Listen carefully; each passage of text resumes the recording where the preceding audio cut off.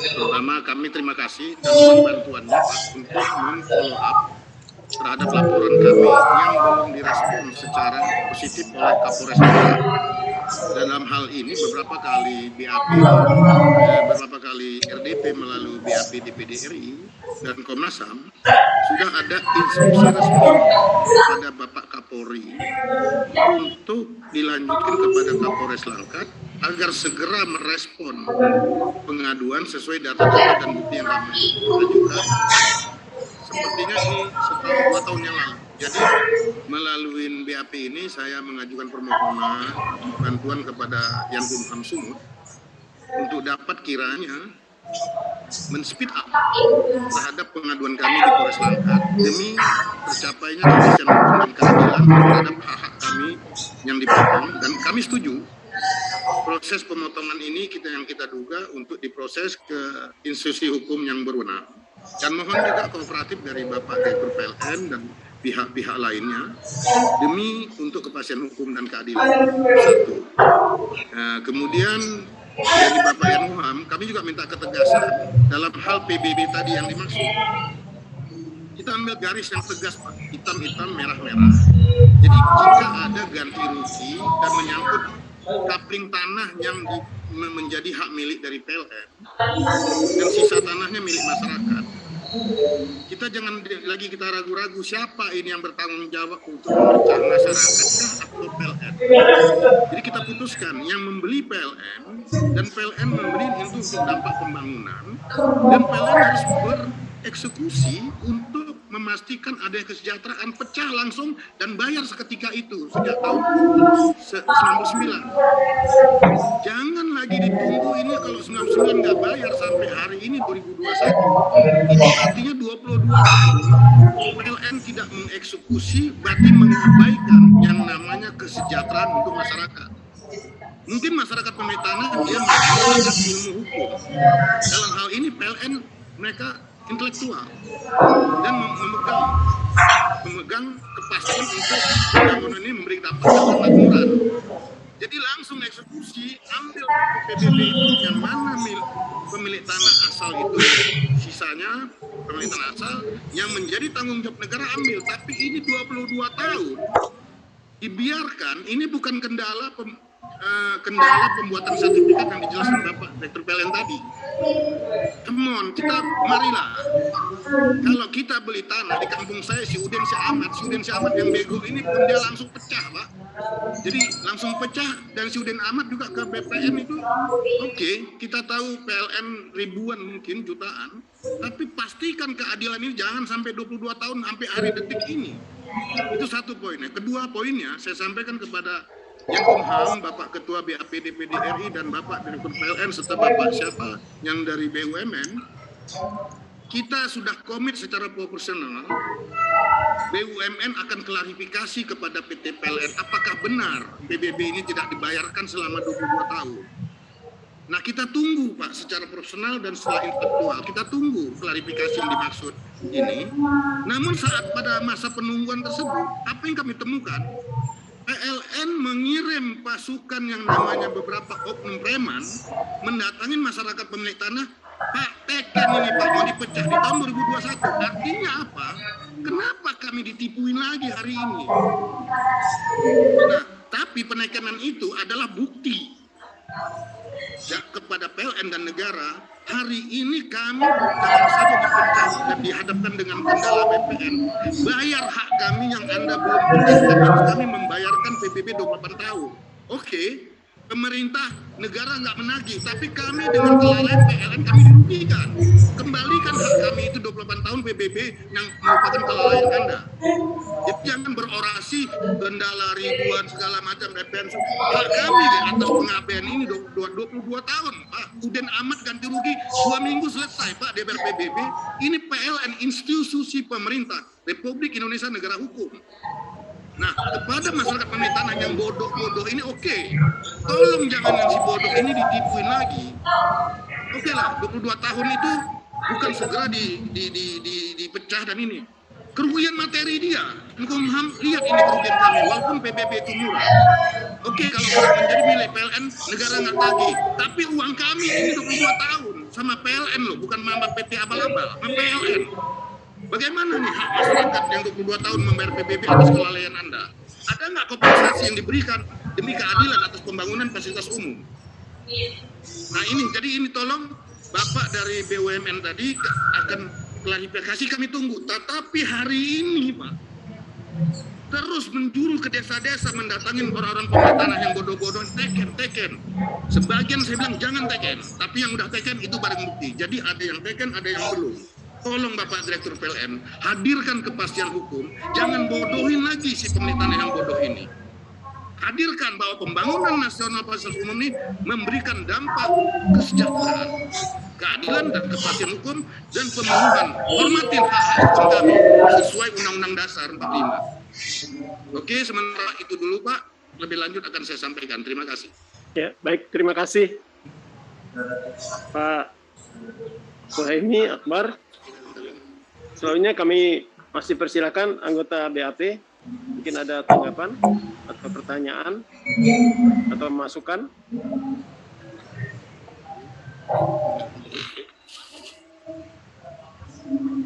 Baik, kalau tidak ada, kita akan mendengar pandangan dari tenaga ahli. Kami persilakan Pak Dikari.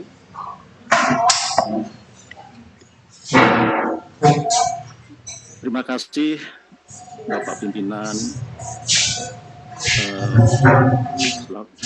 sebagai Wakil Ketua BAP DPD RI Bapak Zainal Arifin. Saya kebetulan dari tenaga ahli yang mengikuti proses penanganan kasus atau SUPT itu sudah mengamati perkembangan proses yang dilakukan oleh DPD RI dalam penanganan ini.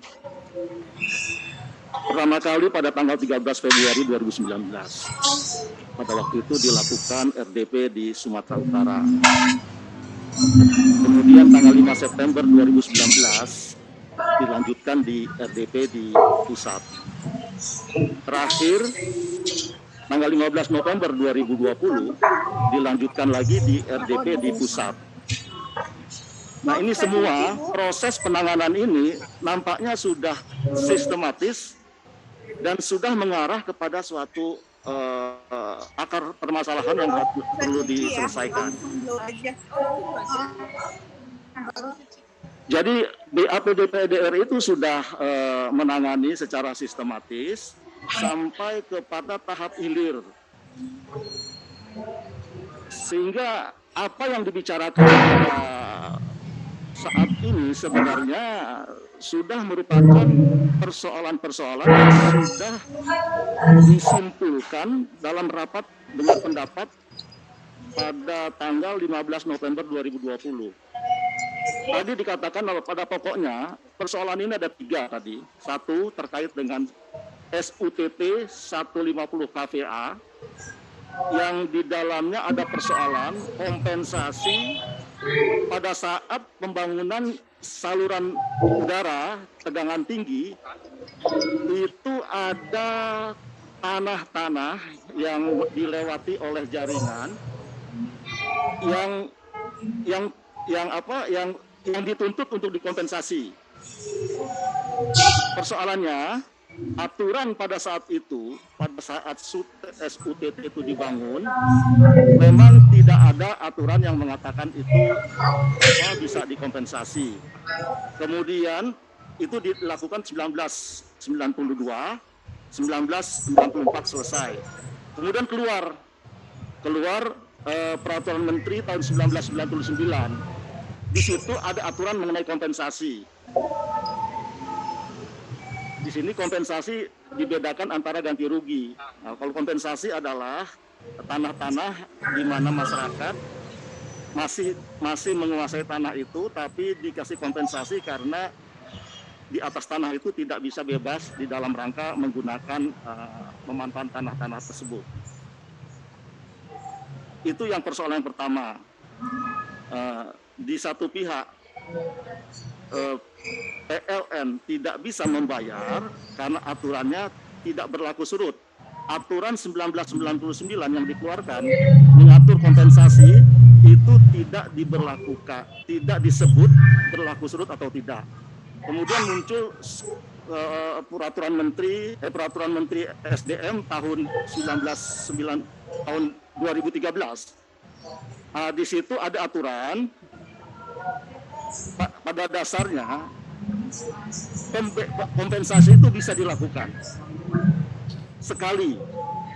Jadi selama kompensasi itu belum dilakukan, di dalam peraturan itu menyebutkan itu bisa diselesaikan, tapi haknya sekali. Kalau yang dulu sudah diselesaikan itu tidak berhak lagi. Itu peluang dari peraturan menteri 2013. Kemudian berlanjut lagi 2018, intinya sama, bahwa bisa dikompensasikan. Kalau yang belum dibayarkan kompensasinya, yang belum ya Pak ya. Nah itu peraturan regulasi yang ada.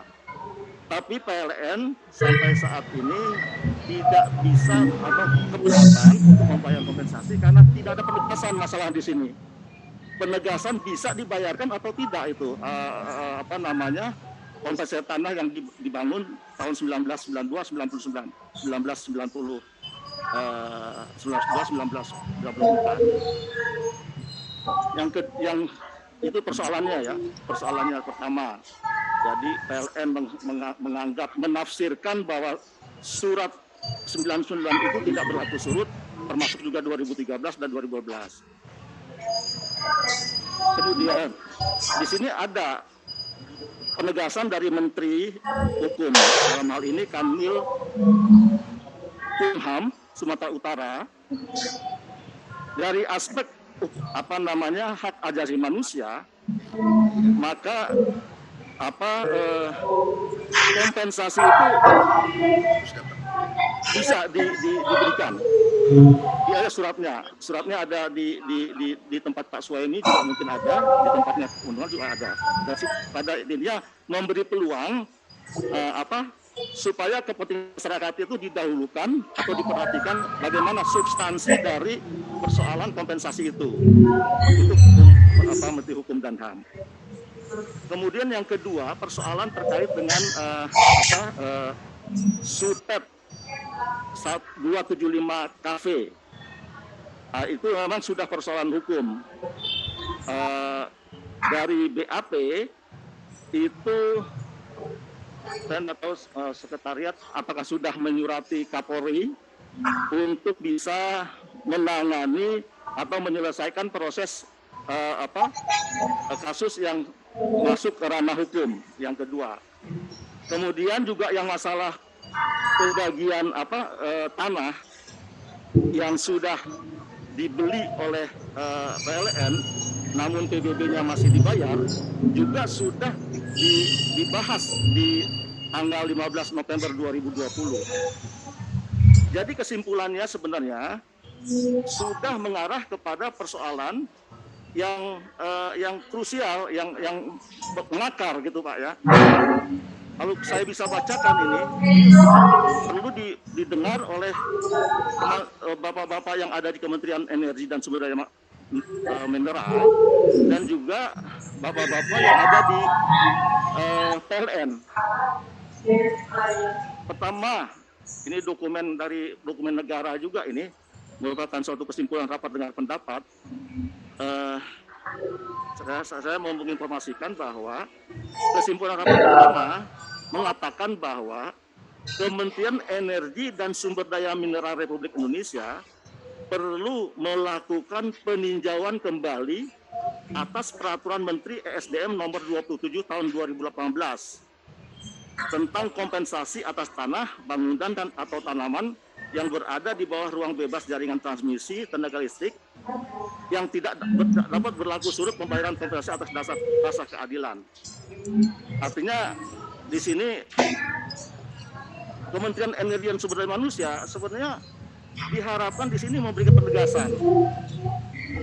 Intinya bisa nggak dibayarkan atau tidak bisa dibayarkan atau tidak bisa diberlaku surut. Ini belum ada penegasannya dari Menteri. Kemudian juga sejauh mana kementerian yang nomor 2 ini ingin menanyakan sebenarnya di dalam kesimpulan ini untuk Kementerian Energi dan Sumber Daya Mineral Republik Indonesia itu untuk segera meminta penjelasan dan klarifikasi kepada PT PLN terkait data dan fakta di lapangan berkenaan dengan pengurusan pemisahan luasan tanah yang sudah dibayar ganti rugi, sehingga Kementerian SDM dapat memberikan kebijakan yang tepat memenuhi rasa keadilan masyarakat di Langkat. Nah, ini sejauh mana Kementerian Energi dan Sumber Daya Manusia melakukan komunikasi dengan PLN. Nah, ini nggak tergambarkan tadi di dalam penjelasan bapak-bapak yang dari Kementerian Energi maupun dari PT PLN. Untuk yang masalah pemotong ganti rugi yang sudah masuk ke ranah hukum, dari BPD RI ingin kepada Kapolri sebenarnya untuk bisa menangani, memonitor lebih lanjut terhadap kasus-kasus yang ditangani di daerah atas pemotongan ganti rugi tersebut di atas. Jadi maksud saya, Pak Pimpinan, cara ini sudah mengarah kepada puncaknya terkait dengan penyelesaian kasus ini. Sebenarnya yang perlu dipertanyakan adalah terkait dengan sejauh mana Kementerian Energi dan Sumber Daya Mineral itu sudah melakukan peninjauan kembali. Ini belum dari tadi pembicaraan tidak ada memberikan penjelasan gitu. Yang dijelaskan ada di luar kewenangan. Nah, tapi kan itu tidak dijelaskan kenapa di luar kewenangan. Padahal di sini dia simpulan ini minta supaya Menteri SDM sesuai dengan kewenangannya untuk memberi operator Menteri SDM itu minta penegasannya gitu. Itu ini tidak jawab bagaimana. Dan kedua juga ada surat dari DPD RI langsung ditandatangan oleh Ketua DPD RI menanyakan gitu kepada Menteri SDM terkait dengan perkembangan hasil di tanggal 15 November ini. Juga belum ada di sini, belum tergambarkan, belum teruraikan gitu. Nah, jadi artinya di sini persoalannya yang sudah penanganan resolusinya sudah disepakati, sudah disimpulkan di rapat simpulan 11 November 2020. Jadi disusulkan surat dari DPD kepada SDM, namun tidak terlihat sejauh mana itu perkembangannya. Jadi yang terlihat hanyalah kembali lagi ke persoalan dulu gitu. Jadi pandangan kami di sini supaya dikasih kembali lagi untuk bisa meminta penegasan yang diminta pada saat tanggal 11 November 2020 bagaimana sudah dilaksanakan tindak lanjutnya. Terima kasih, Pak. Baik, terima kasih Pak Ibrahim selaku staf ahli BAP. Seperti yang sudah disampaikan, Bapak Ibu yang kami hormati, sebelum kita sampai kepada ujung daripada rapat kita akan bersama-sama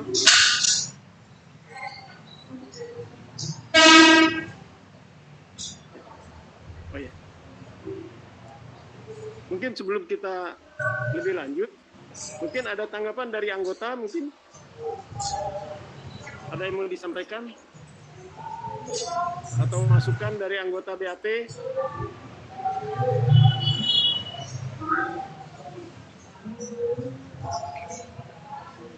Mungkin perwakilan dari Sumatera Utara ya, Pak Pendeta William.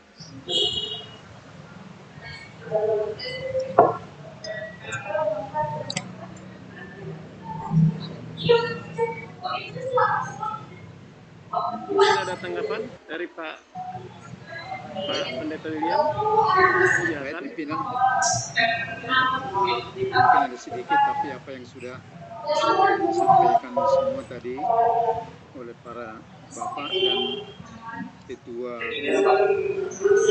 juga sudah memang bagus dan saya kira cocok, dan yang menjadi paparan dari staf ahli Pak Edi Karim supaya menjadi perhatian kita juga.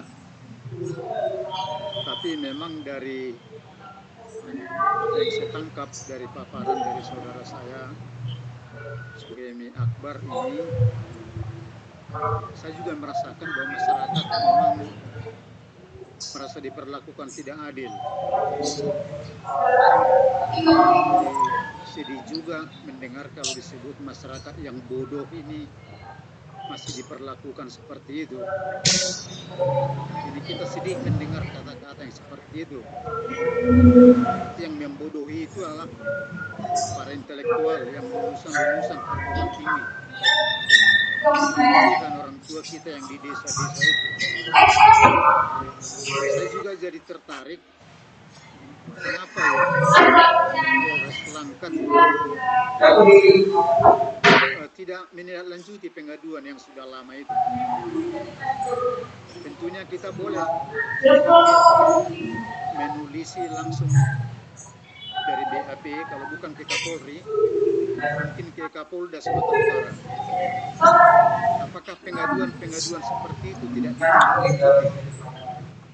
Apalagi Kapolri kita sekarang cepat sekali gerakannya. Ini mendapat perhatian kita. Tapi banyak hal tadi yang sudah harus memang menjadi perhatian kita, termasuk pembayaran PBB itu. Supaya hak-hak masyarakat banyak sekali tadi tentunya sudah dicatat oleh sekretariat tadi untuk menjadi tugas kita dari BAP. Terima kasih kalau ada saran-saran, ada yang judicial review. Masyarakat kampung nggak mengerti itu apa-apa. Yang tahu mereka haknya dipenuhi. Lalu mari bantulah, berikan jalan keluar. Apa yang boleh dilakukan? Tentunya banyak prosedur-prosedur yang memang susah ditempuh karena memang banyak peraturan yang tumpang tindih, baik di PLN, baik di Kemenkumham, baik di mana-mana begitu. Tapi ini membuat kita memang lambat mengambil keputusan. Tapi hati nurani kita lah perlu juga untuk melihat para orang yang di kampung ini.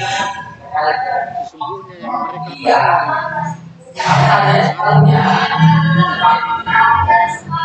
bahwa negara bertugas, tapi mereka tidak mendapatkan itu. Padahal sudah dengan rela hati memberikan sebagian dari tanahnya untuk pembangunan nasional.